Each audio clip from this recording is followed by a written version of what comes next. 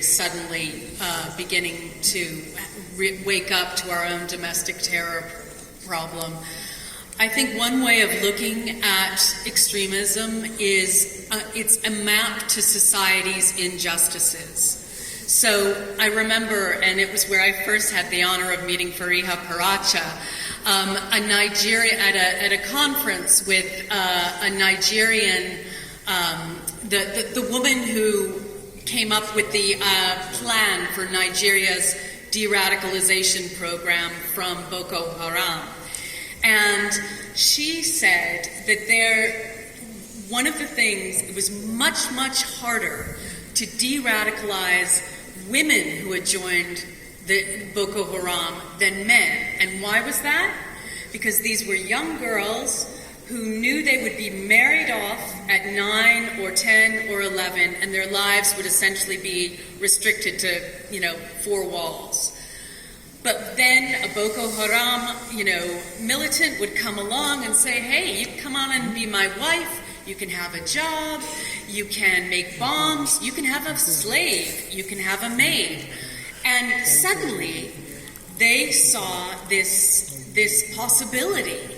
And to me, that suggests that wherever there is an unequal system, a system of injustice, whether it's about gender or the shrinking of the public space and people going back into private spheres and not taking the whole nation's interests at heart, that you are going to have fertile ground for radical recruitment.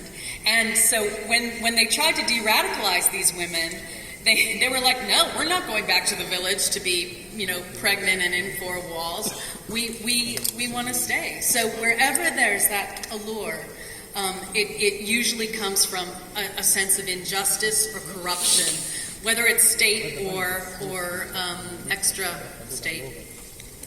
We'll leave it on the structuring a book like yours. How did you go about deciding which kinds of causations will I include in a book like this? Yeah, well, I had, I remember starting off coming to Pakistan in the late 90s and thinking, okay, it's poverty. We have the solution. Let's educate kids and let's get them ready with poverty. Let's get them into schools and give them jobs and so on. But the wider and wider my lens got as I went around the world, I went to Denmark and I went to England and America and Indonesia.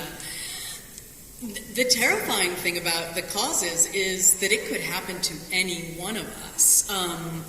I was particularly taken when I was in Indonesia and found someone, a 16-year-old, very, very bright 16-year-old girl who, with the help of her uncle, had managed to persuade her very affluent, her father was in the civil service in Java, her 26 members of her extended family to leave their rather comfortable lives in Indonesia and go to the Islamic State.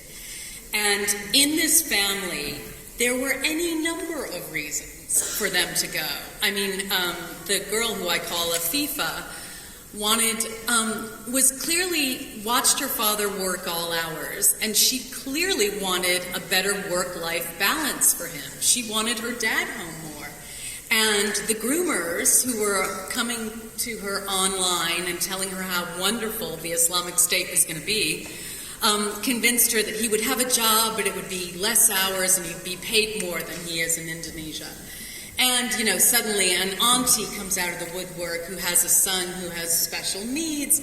Oh, yes, said the ISIS recruiters. Of course, yeah, we'll pay for his medical care. And the sister who wants to go to medical school, suddenly Afifa is telling. So by the end of it, they had from her 2-year-old toddler cousin to her 89-year-old grandmother who wanted to die in beloved Shams.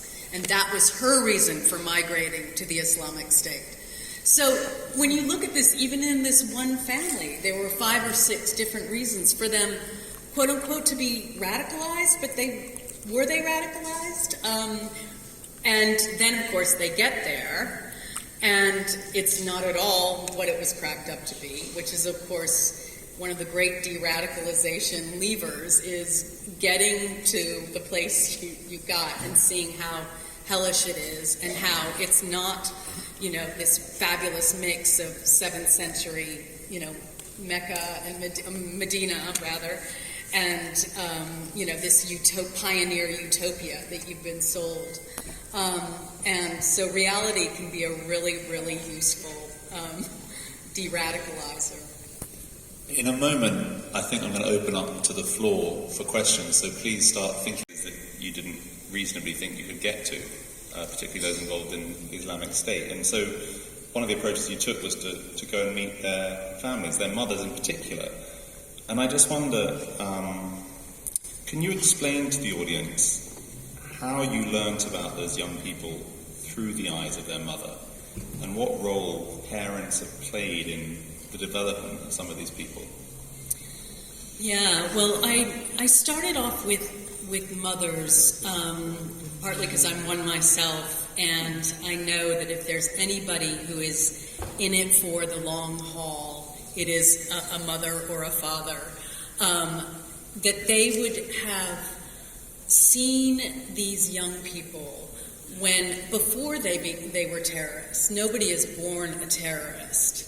The general snapshot we get is once a terrorist, always a terrorist, and we get the mugshot and we get the horror. But obviously something happened to turn these bouncing babies into terrorists. So I wanted to talk to mothers who would take the long view, and who could remember these kids before and what gradually happened, to lead them, in most cases in the West, to Syria. I also was interested in mothers because I knew that they would be desperate for second chances for their children. The first mother I met, who lives in Birmingham, England, I realized how radicalized I was, in a sense, in my vision of what she would be. I expected a woman in a black burqa. This was at the height of the Islamic State propaganda campaign, where people in orange jumpsuits were being set alight, and they were sending out these propaganda videos. And of course, Western media was eating it up, and we were in this sort of weird dance where the Islamic State had these really slick and horrific videos and press releases. And we believed them, and we watched them, and it made for good news. So there's an uneasy relationship there.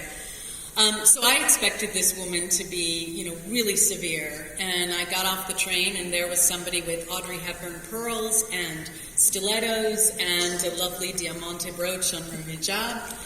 And,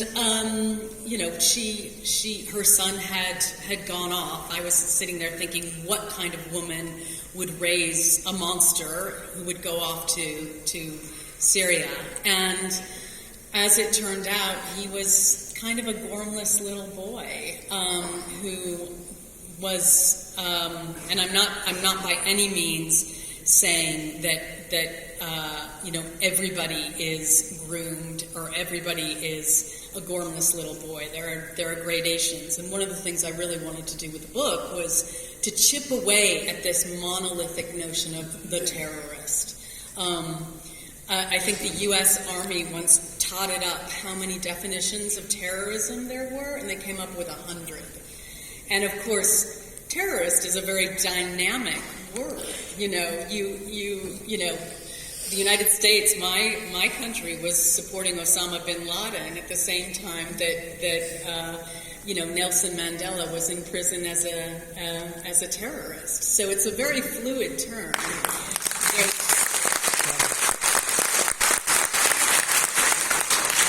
There's a great quote from a British MP, Hugh Gaskell, who said, sooner or later, every terrorist ends up at the Dorchester for tea with Her Majesty's government. So and Pache, I certainly don't want to wade in and say, that there aren't huge gradations.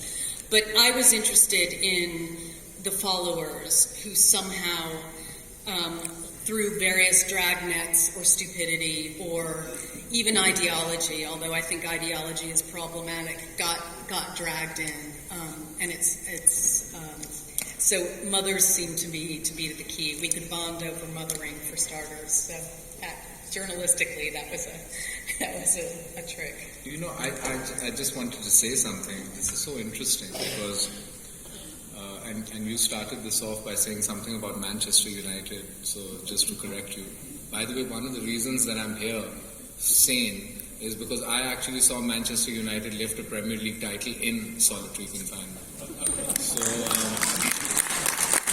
But my guard, and he was just an ordinary guard, right? He was assigned to look after me and make sure I got my meal and my water and my prayers and just whatever, and in the room and not escaping. And he came into my room one day, and he'd only been there for a few days, and he spoke English. He was from Manchester. He was a Tajik who was growing up in Manchester, and then basically, I'll just give you a story. So he came into my room and he asked me, "Do you like football?" And turned out we're both Manchester United fans, right? So I actually started listening to Manchester United games with him, and it gives you a completely different perspective. And this guy, he wasn't born in this situation. So like I said, he was from Manchester. He committed a petty crime, right? He was 15, 16. He was scared. Some people advised him to go to Turkey because there's some Uzbeks there that can help him, and they have like a Central Asian group. So he went from Manchester to Paris, got the next train to Istanbul, and went to some town on the border, where then those Uzbeks were like, "Listen, it's not here in Turkey. We're going to send you across the border from Iran into Pakistan, and you'll meet another couple of Uzbeks in the Balochistan region, and they'll help you and settle you in." So by the time he got to Mir Ali, he didn't actually know what was going to happen to him. But because he was different and he had committed a petty crime and he had, he was Uzbek, he was tall, maybe he felt socially awkward, the first thing that they gave him was an AK-47, and they married him off to a 13-year-old girl. He never had to pay another bill in his life because they have this system called the Baitul Mal, which distributes medicines and food, right? And it doesn't matter how they get the money to do it. They hit army checkposts, they kidnap people like myself for ransoms, but there's a distribution. Nobody starves, nobody's hungry. So this man, he was radicalized when he got here. And he was a terrorist. Then he became a proper terrorist. Now he was killing people. So you can't say that he's innocent anymore. He's complacent and he's part of this crime. But just the way he arrived, it left me completely baffled because, I cannot tell you, we celebrated that Premier League title in silence. We could never show an emotion because it's a crime to listen to football in this place.